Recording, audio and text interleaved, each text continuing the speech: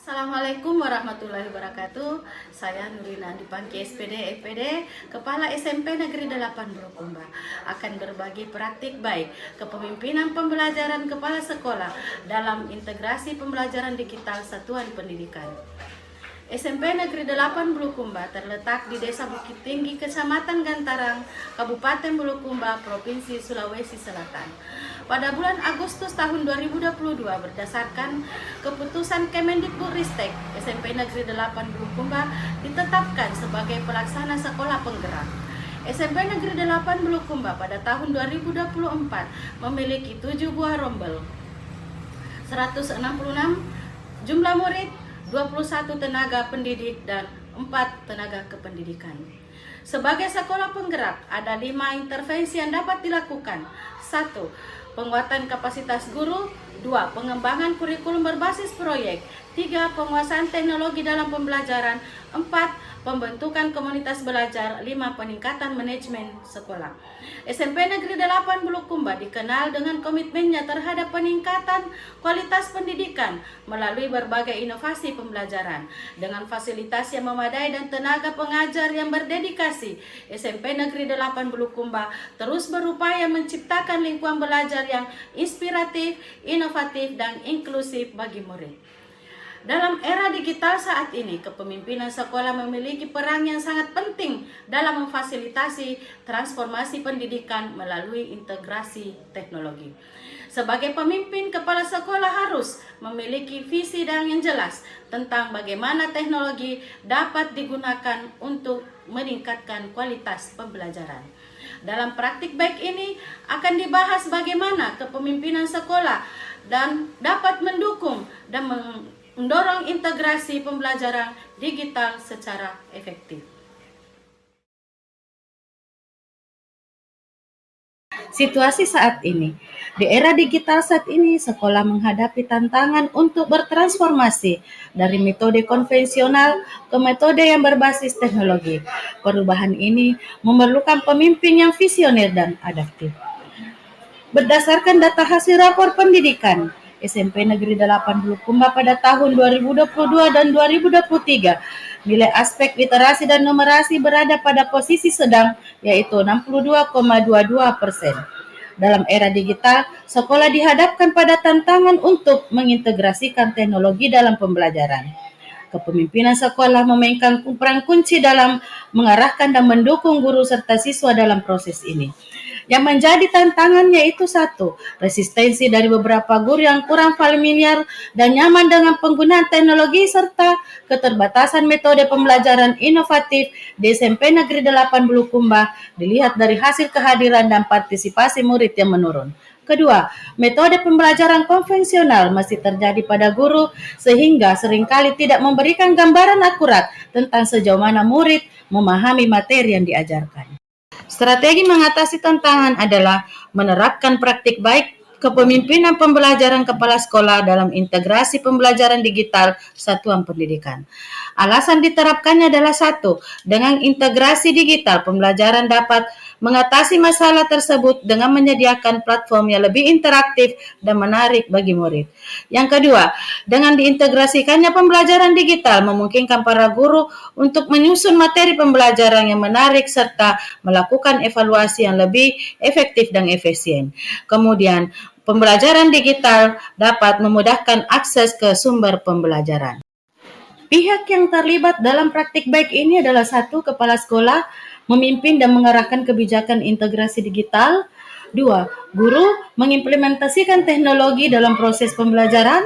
3 adalah murid menggunakan teknologi sebagai alat bantu belajar.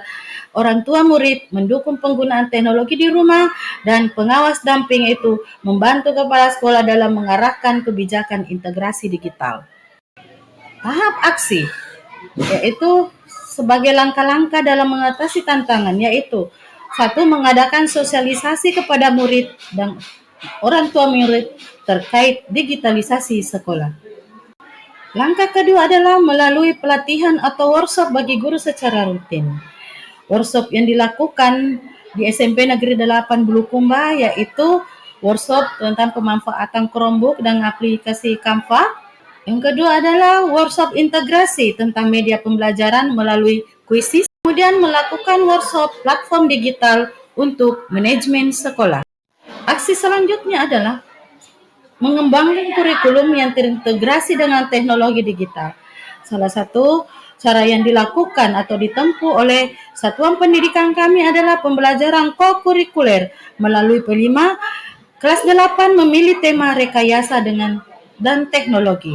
Topik yang kami ambil adalah BG8 News, yaitu Buletin Digital 8.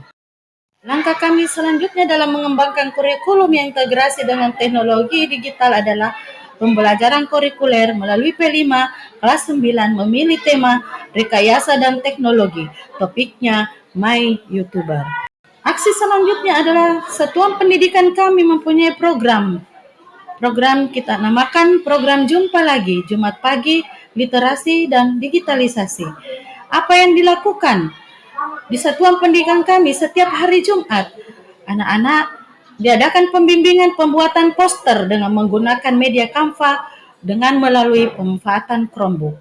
Kemudian yang kedua, pembimbingan mengisi daftar hadir dengan menggunakan barcode. Kemudian, langkah-langkah kami dalam mengatasi tantangan yang keempat adalah menjalin kemitraan dengan penyedia perangkat dan aplikasi pembelajaran. Yang kami lakukan adalah bekerja sama dengan salah satu penggiat teknologi di Kabupaten Bulukumba, yaitu Panrita Cerdas. Kami bekerja sama dalam hal pengembangan digitalisasi sekolah. Langkah selanjutnya adalah bekerja sama dengan penggiat Lensa, yaitu salah satu YouTuber yang ada di Kabupaten Bulukumba. Refleksi, hal yang sudah baik. Terjadi peningkatan signifikan keterlibatan guru dan murid. Dan guru serta murid semakin termotivasi untuk belajar dan mengajar. Hal yang belum baik, masih ada guru yang masih melaksanakan pembelajaran konvensional dan belum nyaman dengan teknologi. Cara untuk mengatasi hal yang belum baik, melakukan pendampingan untuk membangun kepercayaan diri dan melakukan pelatihan secara rutin. Faktor keberhasilan. Faktor keberhasilan dari praktik baik yang kami terapkan yaitu bahwa faktor keberhasilan praktik baik ini terletak pada dukungan dari semua pihak, antara lain murid, kepala sekolah, pengawas damping, guru, dan orang tua murid. Kemudian yang kedua, faktor keberhasilannya adalah dari infrastruktur yang memadai yang merupakan kunci keberhasilan dalam implementasi ini. Kemudian yang ketiga, pelatihan efektif untuk para guru. Dan yang terakhir, kemampuan untuk menyesuaikan dan mengadaptasi materi ajar dengan teknologi baru memiliki kontribusi besar terhadap keberhasilan praktik baik ini. Dalam penerapan praktik baik yang kami lakukan di Satuan Pendidikan SMP Negeri 8 Bulukumba, ada beberapa umpan balik dari unsur guru, pengawas, dari unsur murid, dari unsur staf kependidikan atau staf TU, dan dari unsur orang tua murid.